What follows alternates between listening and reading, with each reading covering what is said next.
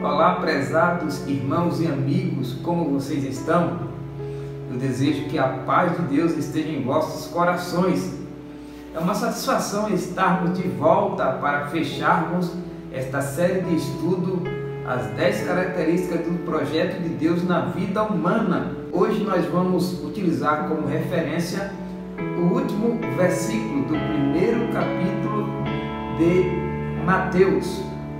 Para quem não assistiu os demais módulos, esta série de estudo está baseada no capítulo 1 do Evangelho escrito por Mateus, do verso 18 ao 25, que fala do episódio do nascimento de Jesus Cristo.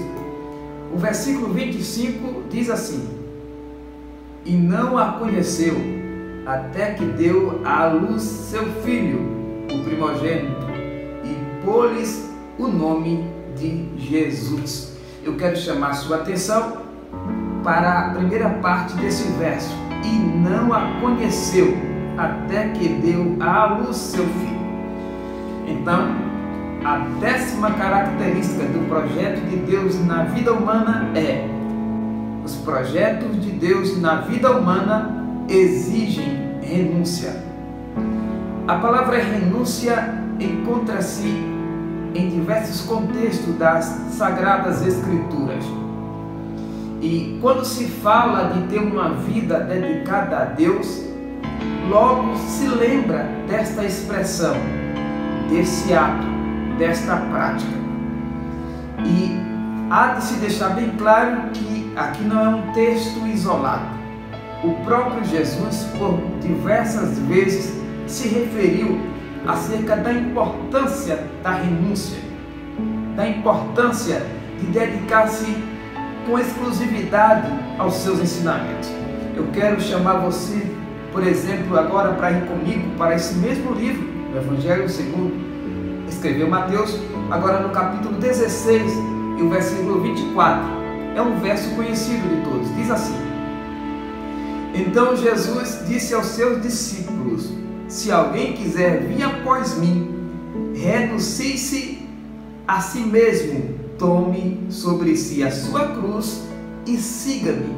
Eu quero dar uma ênfase maior a essa primeira recomendação neste versículo, que diz: renuncie-se a si mesmo. Há expressões de Jesus recomendando os seus seguidores a abrirem mão, a renunciarem às suas vidas, às suas próprias ideologias de vida e seguirem as suas recomendações. Aqui Jesus instruiu os discípulos a renunciarem a si mesmo, outra expressão, a negarem a si mesmo. Aí as pessoas podem perguntar o que significa negar a si mesmo, renunciar a si mesmo. Isso implica em dizer que é mesmo o ser humano, tendo suas próprias escolhas, o seu próprio poder de decisão, ele prefere ou decide seguir os ensinamentos de Deus. Negar a si mesmo é fazer o que fez o próprio Jesus.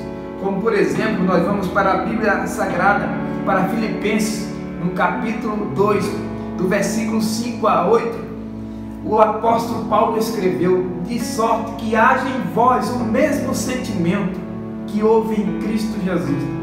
E lá ele dá a ênfase da humilhação, que ele esvaziou, negou a si mesmo, tomando a forma de servo, de homem, se humilhando até a morte e morte de cruz.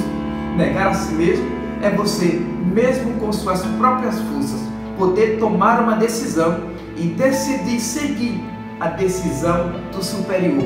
No nosso caso, seguir as ordens de Deus. Negar a si mesmo é fazer, portanto, o que fez o próprio Jesus. Um exemplo, quando a gente vai para João capítulo 18, versículo 11, quando Pedro, ao ver que estavam prendendo o nosso Senhor Jesus Cristo, ele vai, tira a espada da bainha e corta a orelha daquele servo chamado Malco. E quando ele faz aquilo, ele vai e fala para Pedro: guarda essa espada.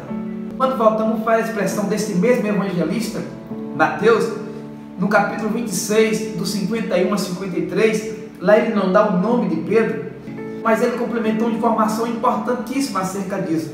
Jesus disse: Pedro, não precisa fazer isso na nossa linguagem. Ou você não acha que se eu quisesse, rogava ao meu Pai agora, e ele mandaria 12 legiões de anjos? Isso significa Jesus negar a si mesmo, renunciar a si próprio, a sua força, o seu senhorio, para aceitar a vontade de Deus.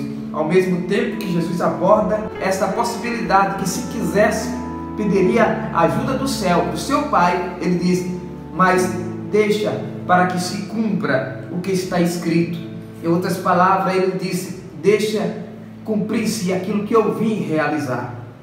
Portanto, quem decide servir a Deus deve estar disposto a abrir mão dos seus desejos pecaminosos, deve estar disposto a abrir mão de uma vida que apenas valorize esse mundo atual, deve estar disposto a seguir os ensinamentos de Jesus Cristo. E por que eu usei o exemplo de José? José foi viver com Maria, mas a Bíblia diz que ele não conheceu Maria até que ela deu à luz a Jesus. Em uma expressão mais clara, José não teve relação sexual com Maria até o nascimento de Jesus Cristo. Veja que José é um exemplo de um homem justo que teve toda essa ponderação, que teve esse poder da renúncia, que negou a si mesmo, negou os seus próprios desejos em virtude de uma causa, em virtude de um projeto. Obviamente, hoje, o negar a si mesmo significa, mesmo você tendo a oportunidade de ser exaltado nessa terra, mesmo você tendo a oportunidade de agir conforme seu bel prazer, você decide andar pautado na mensagem de Cristo, nos ensinamentos de Cristo.